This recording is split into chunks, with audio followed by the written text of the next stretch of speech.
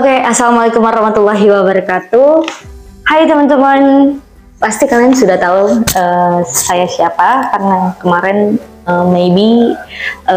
saya sudah masuk ke channel YouTube kakak saya yang pertama, menjelaskan sedikit demi sedikit bagaimana sih kak masuk kuliah masuk kedokteran itu, tesnya tes apa aja sih kak?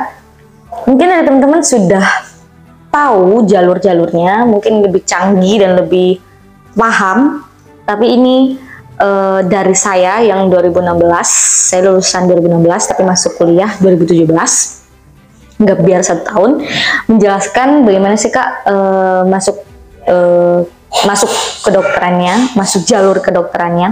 Yang pertama teman-teman pasti kedokteran itu dari jurusan IPA atau ya IPA. Yang kedua, kalian harus pikir matang-matang, kalian benar-benar pengen masuk kedokteran itu karena niat sendiri atau dari dorongan orang lain, tapi harus dari niat sendiri juga. Yang ketiga, itu kalian harus benar-benar matengin pikiran kalian, jernihin mau masuk kedokteran itu, karena bukan kita sekedar membantu dan menemukan penyakit dari itu, tapi juga mental teman-teman, karena benar-benar kedokteran itu harus mental teman-teman. Nah, dari saya itu 2016 itu ada 3 jalur teman-teman, ada SN, SBM sama mandiri, swasta sebenarnya juga ada, tapi ya mungkin saya bahas sedikit demi sedikit ya. Oke, dari pertama SN. Nah, SN itu dulu tahun 2011-2012 sampai 2013 itu belum diubah sistemnya, namanya jalur undangan. Gimana jalur undangan itu sama, menggunakan jalur raport dan olimpiade atau sertifikat-sertifikat yang bisa mendukung kalian bisa masuk ke dokteran. Nah, jalur undangan itu sama yang dengan SN, Seleksi Nasional Perguruan Tinggi Negeri, yang mana menggunakan nilai raport dari semester 1 sampai semester semester 1 sampai semester 6 ya, atau pokoknya dari pertama sampai yang terakhir. Nah, terus jalur SNPTN itu sama SBM itu sama teman-teman. Tipsnya kalian bisa ngambil di SN itu yang paling pertama itu SN itu sama SBM itu pasti ngambil SN itu pasti ngambil di daerah tersebut. Misal kalian di daerah Sumatera Selatan, pasti yang diambil Sumatera Selatan terlebih dahulu, baru di provinsi-provinsi lainnya. Nah, terus yang kedua itu mengetahui jumlah pesaing dan daya tampung. Jumlah pesaing pasti banyak, apalagi di Jawa itu sangat banyak jumlah pesaingnya, dan itu kalian harus mikir matang-matang. Dan daya tampung itu semakin kalian ke orang-orang yang bukan pintar, ya ambisius seperti Jawa, itu semakin peluangnya kecil. Dan tapi walaupun daya tampungnya gede, tapi pasti kecil bagi kita yang di luar Jawa, karena orang Jawa itu benar-benar ambisius dan namanya pendidikan, dan mereka benar-benar berjuang nomor 1.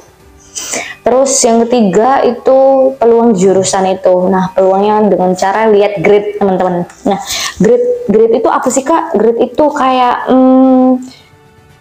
berapa persentase universitas itu bisa kita masukin, kayak itu teman-teman. Kayak misal nih di UI itu grade-nya kalau nggak salah tinggi, karena dia di kedokteran teman-teman ya, bukan yang di fakultas seluruh ya. Kalau di fakultas seluruh sepertinya ITB teman-teman, yang favorit dan paling diminati banyak orang, dan paling diambil juga paling banyak orang juga dari seluruh Indonesia. Tapi untuk yang di kedokteran itu UI, kalau nggak UGM ya teman-teman, pokoknya 2 itu, karena 2 itu banyak diminati, digemari sama perguruan tingginya juga ngambilnya banyak, dan orangnya banyak tapi ngambilnya dikit kayak gitu teman-teman. Nah, itu kalian dilihat grade-nya juga. Dan tipsnya itu saat kalian mendaftar itu jangan sampai mepet antara pilihan satu dengan pilihan dua ataupun pilihan ketiga.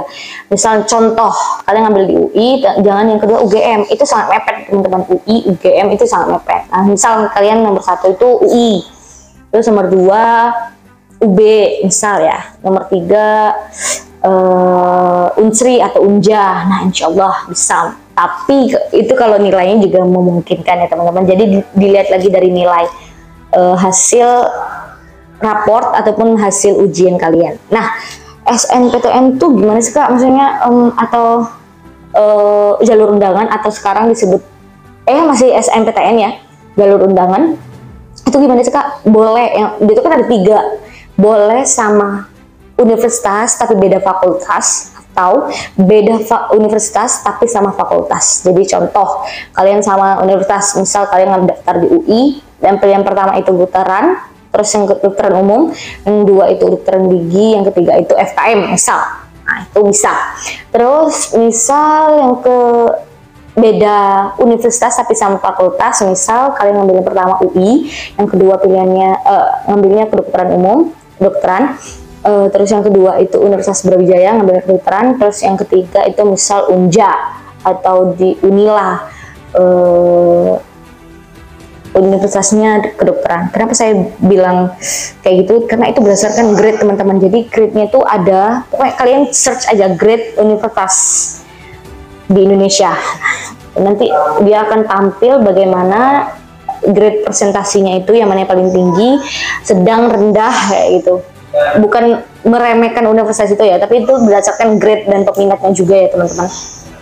Nah, itu yang SN. Terus yang SBM itu sama teman-teman, cuman bedanya dia ujiannya ada ujiannya saksi. Kalau saya itu SBM itu ada plus minusnya.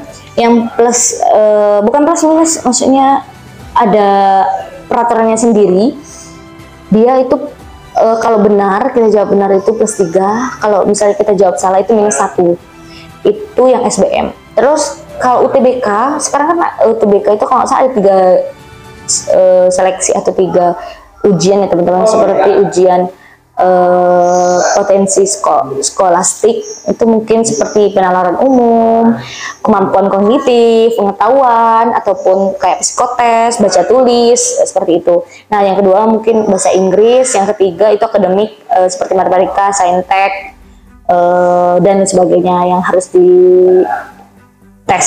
Kalau SBM itu semua umum, UTBK juga semua umum, jadi tidak menjurus UTBK kayak kedokteran gitu-gitu enggak. Tapi biasanya yang diambil itu kalau kedokteran itu IPA gitu teman-teman. Nah, sama kuncinya juga dia harus melihat yang pertama kalian berasal dari mana, yang kedua daya tampung, grade dulu, grade itu kalian harus pinter-pinter grade-nya.